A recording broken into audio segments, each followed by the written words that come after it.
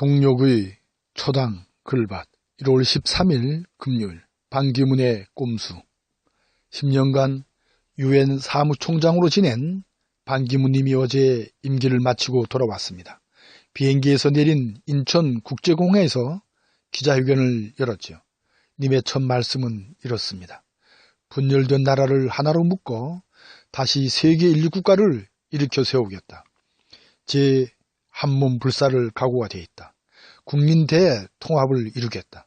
이 즈음에 지난해 12월 19일에 읽은 진정한 보수라는 제목의 글밭이 또 오릅니다. 이렇게 말씀을 드렸죠. 아쉽게도 제밥에 눈이 어두운 얍삽한 교회주의자들의 꿈틀대기 시작합니다. 주권혁명은 이제 시작일 뿐인데 벌써부터 그 이후의 열매를 노리는 님들이 하나둘 나타납니다. 그 대표적인 님이 유엔 사무총장을 막 그만둔 반기문입니다. 반기문은 전두환 정권 때 미국에 있는 김대중을 감시하는 역할을 합니다. 노무현 정권 때는 노무현의 활약에 힘입어 유엔 사무총장이 됩니다. 하지만 노무현의 죽음에는 애써 외면합니다. 영국을 비롯한 미국의 알아주는 언론들은 일제히 역대 최악의 총장 중 한 명으로 평가합니다.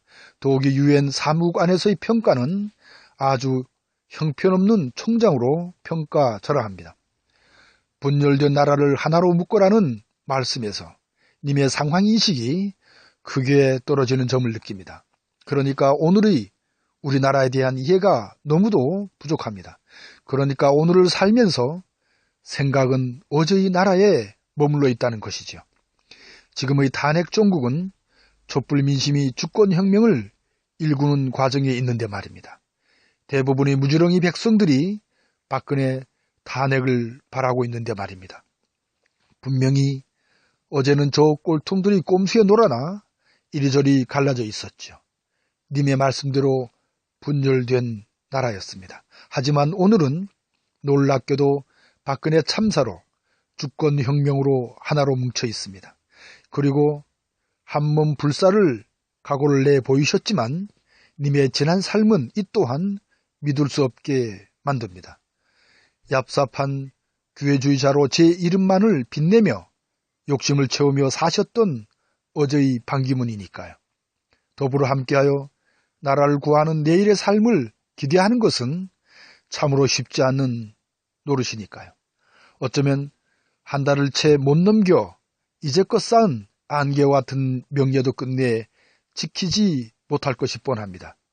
님은 쭉 내려온 다른 유엔 사무총장보다도 훨씬 더 무능했다는 평가를 받고 있기 때문입니다.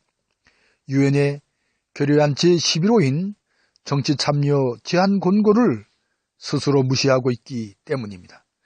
노무현의 죽음을 애써 외면하여 사람의 도리를 스스로 내팽개쳤기 때문입니다.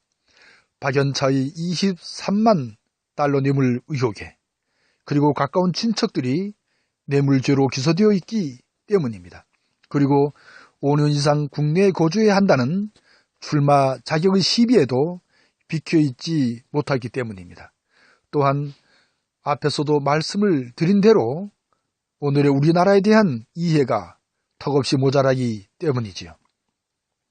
어쩌다 은근슬쩍 권력을 잡으려는 얄팍한 꼼수의 반기문을 보게 된 금요일 새벽이네요. 고맙습니다.